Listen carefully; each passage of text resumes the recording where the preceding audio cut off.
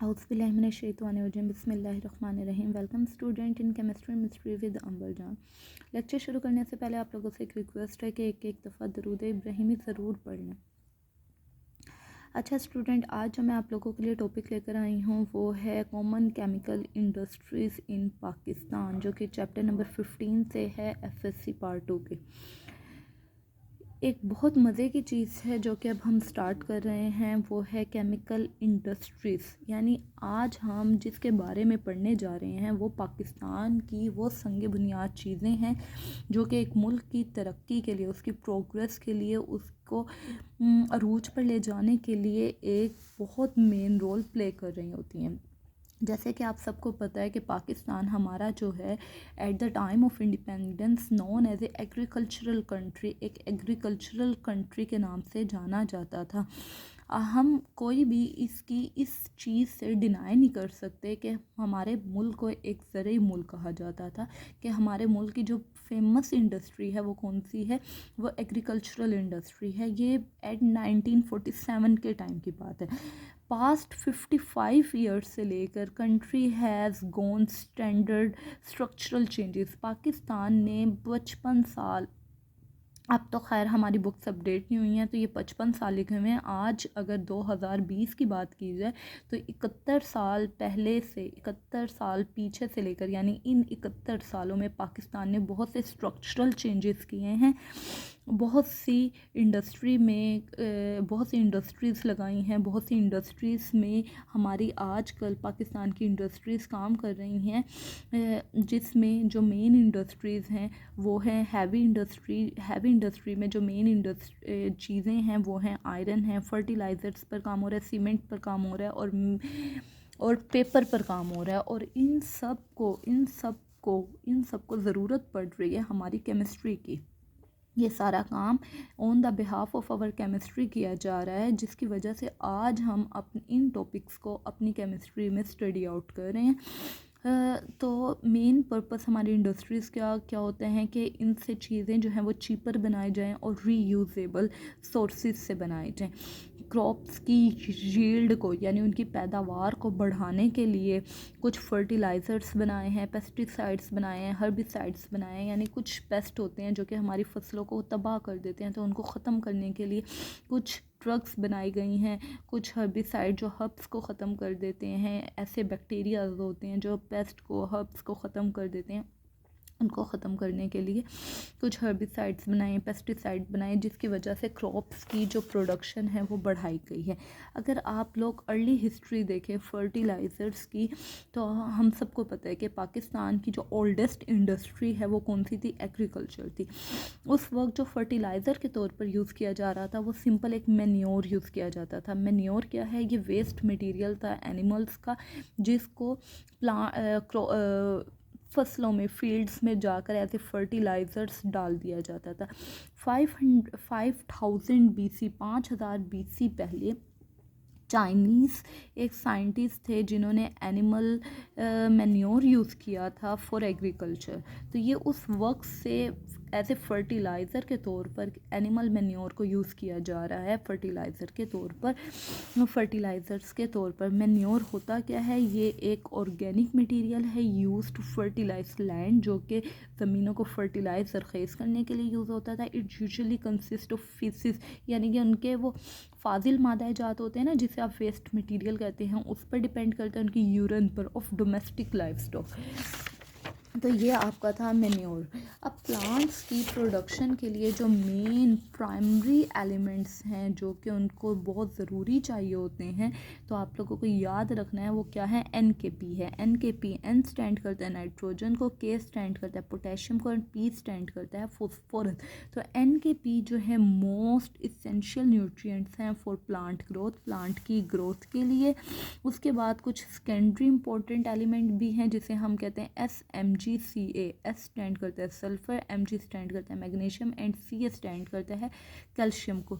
कुछ secondary important elements भी हैं। Essential elements for the plants growth. Plants को जाहिर सी बात है, जैसे आप लोगों को पता है कि हमें ग्रो के लिए अमाइनो एसिड्स की ज़रूरत होती है, जो कि 20 इसेंशियल अमाइनो एसिड्स हैं, जिनमें जो कि हमारी बॉडी सिंथेसाइज कर रही होती है। लेकिन उनके अलावा भी कुछ हमें अमाइनो एसिड्स चाहिए होते हैं, जो कि हमें अपनी खुराक से मिल रहे होते हैं, हमें ड्रिंक से मिल रहे होते हैं। अगर उसके अलावा भी हमारे ये एसेंशियल एलिमेंट्स कंप्लीट नहीं होते, तो आपको पता है हम फिर ये टैबलेट्स लेते हैं, लाइक विटामिन सी की, विटामिन ई की, विटामिन डी के कैप्सूल हम ये यूज़ कर रहे होते हैं, ताकि हमारी बॉडी को जो एसेंशियल एलिमेंट्स चाहिए वो हम दे सकें। इसी तरह हमारे प्लांट्स को भी एसेंशियल एलिमेंट्स की ज़रूरत होती है हेल्दी ग्रोथ के लिए। तो इनके जो एसेंशियल एलिमेंट्स हैं वो 2 तरह के हैं, और student that is very very very important short. अक्सर क्वेश्चन आ जाता है differentiate between macro and micronutrients. Macronutrients में एंड माइक्रोन्यूट्रिएंट्स में डिफरेंस करें तो माइक्रोन्यूट्रिएंट्स क्या होते हैं? माइक्रो स्टैंड करता है स्मॉल को, शॉर्ट को, ट्रेस को, और जबकि मैक्रो स्टैंड करता है लार्ज को। तो आप लोगों को आइडिया हो गया होगा माइक्रोन्यूट्रिएंट्स क्या होते हैं, which are required in a small amount, जो कि स्मॉल अमाउंट में रिक्वायर्ड होते हैं। जबकि मैक्रोन्यूट्रिएंट्स क्या होते हैं, which are required in a large amount, जो कि ज़्यादा अमाउंट में चाहिए होता है। तो पहले बात कर लेते हैं माइक्रोन्यूट्रिएंट्स की। माइक्रोन्यूट्रिएंट्स कौन से हैं? लाइक बोरोन है, कॉपर है, आयरन है, मैग्नीज है, जिंक है, मोबेल्डियम है एंड क्लोरीन है। ये इनकी हमेशा एक माइन्यूट अमाउंट हमें चाहिए होती है। अगर इसको आप माइन्यूट अमाउंट से ज़्यादा अमाउंट में प्लांट्स को दे दें तो ये उनके लिए हेल्दी प्रूफ नहीं होगा, ये उनके लिए डेंजरस है, अनहेल्दी है, पॉइजनस साबित हो सकता है। तो इनकी कितनी अमाउंट आप प्लांट्स को दे सकते हैं? सिर्फ और सिर्फ 6 ग्राम से लेकर 200 ग्राम्स तक। स्टूडेंट्स, अगर आपको ये क्वेश्चंस आ जाता है और आप ये वाली अमाउंट, ये जो 6 ग्राम टू 200 वाली अमाउंट है वो एग्जामिनर को बताना भूल जाते हैं, तो याद रखिएगा पूरा 1 नंबर इसका डिडक्ट हो जाता है। तो माइक्रोन्यूट्रिएंट्स कौन से होते हैं? जो कि स्मॉल अमाउंट में चाहिए हो। कितनी स्मॉल अमाउंट हो? 6 ग्राम से लेकर 200 ग्राम तक होनी चाहिए। इसमें कौन कौन से आपके माइक्रो एलिमेंट्स हैं? These are boron, copper, iron, manganese, zinc, molybdenum and chlorine. 7 के नाम मैंने यहाँ पे लिखे हुए। अब बात कर लेते हैं मैक्रोन्यूट्रिएंट्स की, जो कि आपको 6 ग्राम से लेकर 200 ग्राम में नहीं बल्कि 5 kg, यहाँ पर आप देख रही हैं कि यूनिट जो है किलोग्राम में चला गया, 5 kg से 200 kg। यहाँ पर एक चीज़ आपको ग्राम्स में चाहिए थी, यहाँ पर एक चीज़ आपको किस में चाहिए? kg में चाहिए, किलोग्राम्स में चाहिए। तो वो कौन से मैक्रोन्यूट्रिएंट्स हैं? That is nitrogen. एनकेपी का तो मैं तो आपको बता चुकी हूँ, that is primary essential elements. उसके अलावा कैल्शियम है, मैग्नीशियम है, सल्फर है, कार्बन है, हाइड्रोजन है एंड ऑक्सीजन है। कौन कौन से बताएं? Nitrogen, phosphorus, potassium, sulphur, calcium, magnesium, carbon, hydrogen and oxygen. Total 9 elements हैं जो कि मैंने मैक्रोन्यूट्रिएंट्स में आप लोगों को बताए हैं। अच्छा जी, रिक्वायरमेंट्स क्या है? व्हाई दे आर रिक्वायर्ड, ये हमें रिक्वायर्ड क्यों होते हैं? एक तो इनकी ये वजह कि every compound of desire element can't be a fertiliser. अब आप ये नहीं कह सकती जिसमें नाइट्रोजन होगा वो सारे के सारे एज ए फर्टिलाइज़र यूज़ किए जा सकते हैं, बिल्कुल भी नहीं, ऐसा बिल्कुल भी नहीं होता। अब एनालीन है, उसके अंदर नाइट्रोजन होता है, it never be used as a fertiliser. वो एक अमाइनो एसिड है, वह आप उसको फर्टिलाइज़र के तौर पे यूज़ नहीं कर सकती। फर्टिलाइज़र जो हैं उनको पानी में डिज़ोल्व होना चाहिए, प्लांट के लिए फ़ौरन तौर पे अवेलेबल होना चाहिए, सोइल में, मिट्टी में ये स्टेबल होने चाहिए। ऐसा नहीं होना चाहिए मिट्टी में डालें और ये डिकम्पोज हो जाए, ख़राब हो जाए। इनकी स्टोरेज कैपेसिटी अच्छी होनी चाहिए, ये चीपर होने चाहिए, ये शुडन बी डीलिक्विसेंट। डीलिक्विसेंट की एग्जांपल अगर मैं आपको बताऊं, डीलिक्विसेंट मटेरियल वो मटेरियल होते हैं, जैसे आप लोगों को याद होगा बरसात के दिनों में आपका अक्सर चीनी और नमक जो होते हैं वो गीले हो जाते हैं, ना वो खुशक होते हैं ना वो पानी में तैर रहे होते हैं, बल्कि उनमें ना नमी आ जाती है और वो गीले गीले से लग रहे होते हैं। अगर आप लोग कभी बरसात के मौसम में किचन में जाएं और चीनी का अपना बॉक्स ओपन करें तो आप देखेंगे आपकी चीनी जो है ना, आप कहेंगे खुद ब खुद पानी आ गया है या किसी ने डाला नहीं है। एक्चुअली वो वेपर्स होते हैं जो कि हमारे एटमॉस्फेयर में होते हैं, वो आपकी उन चीज़ों को गीला कर देते हैं। तो सेम उनको हम कहते हैं डीलिक्विसेंट मटेरियल। तो इसी तरह जैसे आप लोगों ने अगर कभी वो बेंजीन देखी हो, नहीं सॉरी बेंजीन बोल रही हूँ, फ़िनोल देखिए, फ़िनोल भी अक्सर इसी तरह से पाई जाती है।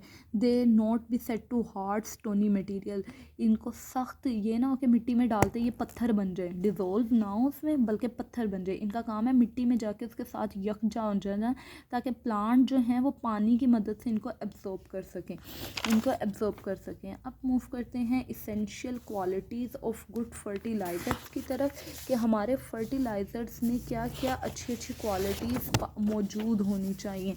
तो हमारे फर्टिलाइज़र्स में कुछ अच्छी अच्छी क्वालिटीज़ जो हैं वो मस्ट प्रेजेंट होनी चाहिए, जिनमें से कुछ मैंने यहाँ पे लिखी हुई हैं कि they must have the nutrient element, यानी जो हमें एसेंशियल एलिमेंट प्लांट्स को देने हैं, NKP, sulphur, magnesium, calcium, CHO, carbon, hydrogen, oxygen, वह सब मौजूद होने चाहिए। रेडिली अवेलेबल होना चाहिए, यानी आप प्लांट में डालें तो प्लांट को ये मिल रहे हों, यानी आपने प्लांट में डाला, पानी डाल दिया, वो पानी में डिज़ोल्व हो के प्लांट अपने जाइलम फ्लोएम के थ्रू उनको पिकअप कर लें, टेकअप कर लें और अपने बॉडी के तमाम हिस्सों में पहुंचा दें। जैसे कहते हैं ना, जब आप इंसान कोई टैबलेट लेता है तो उस टैबलेट का हमारी बॉडी में जाकर, वो बॉडी में जब भी एक्ट करती है ना, जब वो पानी में डिज़ोल्व होती है, पानी में डिज़ोल्व हो जाती है। उसके अलावा आपका ये फेयरली सोल्यूबल होना चाहिए वाटर में, मिट्टी के साथ थोरोली मिक्सअप होना चाहिए, हमारे प्लांट को इंजर्ड ना कर दे। यानी जैसे मैंने आपको कहा कि माइक्रो न्यूट्रिएंट आप कितनी अमाउंट में दे सकते हैं, 6 ग्राम टू 200 ग्राम। तो यानी अगर वो सिर्फ इतनी अमाउंट में देंगे वो कभी भी प्लांट को नुकसान नहीं देंगे। अगर आपने उसकी अमाउंट ज़्यादा कर दी तो वो प्लांट को इंजरस, ज़ख्मी कर सकते हैं। They must be stable, they must be available for a large time, ज़्यादा लंबे अरसे के लिए। ऐसा नहीं होना चाहिए 1 माह बाद फिर आप एसेंशियल न्यूट्रिएंट्स डाल रहे हैं। Shouldn't alter pH of the soil, ये pH ऑफ द सॉइल को चेंज ना कर रहे हो, ठीक है। बाय रेन वाटर, ये इन converted into the form which plant assimilate easily. हाँ, अगर आपने एसेंशियल एलिमेंट डाले हैं और बाद में आप अंदर पानी या बारिश हो गई है तो इसको उसके साथ मिक्सअप होकर ये प्लांट को वो एसेंशियल एलिमेंट प्रोवाइड कर रहा हो, ठीक है, उसको मुहैया कर रहा हो, उसको ख़त्म ना कर रहा हो, ठीक है। उसके बाद मूव करते हैं इसकी क्लासिफिकेशंस की तरफ। फर्टिलाइज़र्स को उनके इसेंशियल एलिमेंट्स की वजह से 3 हिस्सों में क्लासिफाई किया जाता है। कुछ हमारे होते हैं नाइट्रोजनियस फर्टिलाइज़र, कुछ होते हैं फॉस्फेटिक फर्टिलाइज़र, कुछ होते हैं potassium fertiliser. Nitrogenous fertiliser, phosphatic fertiliser and potassium fertilisers. इन फर्टिलाइज़र्स का जिक्र हम अपनी अगली वीडियो में करेंगे। जब तक के लिए आप इस वीडियो को अच्छे से देखिए। अगर आपको इसमें किसी किस्म की कोई मुश्किल आती है, कोई मसला आता है, मुझे ज़रूर बताइएगा, क्योंकि लेक्चर जो नेक्स्ट है वो थोड़ा सा लेंथी है, तो मैं उससे अपनी नेक्स्ट वीडियो में आप लोगों के साथ शेयर करूँगी। इसमें मैं आपको 3 तरह के फर्टिलाइज़र्स बताऊँगी, उनकी टाइप्स का जिक्र करेंगे, वो कैसे बनते हैं, उनमें परसेंटेजेस क्या होती हैं, हम उसका जिक्र करेंगे। होपफुली आपको यहाँ तक का लेक्चर बहुत अच्छे से समझ आया होगा, हाँ। और मुझे अपने लाइक्स और कमेंट्स के ज़रूर बताएंगे कि आपको लेक्चर कैसा लगा और इसको हम किस किस तरीके से इम्प्रूव कर सकते हैं, या कोई ऐसी चीज़ जो आपको ना समझ आई ज़रूर डिस्कस कीजिएगा, ताकि मैं अपनी नेक्स्ट वीडियो में आप लोगों के साथ उसको डिस्कस कर सकूँ। जब तक के लिए खुदा हाफिज़।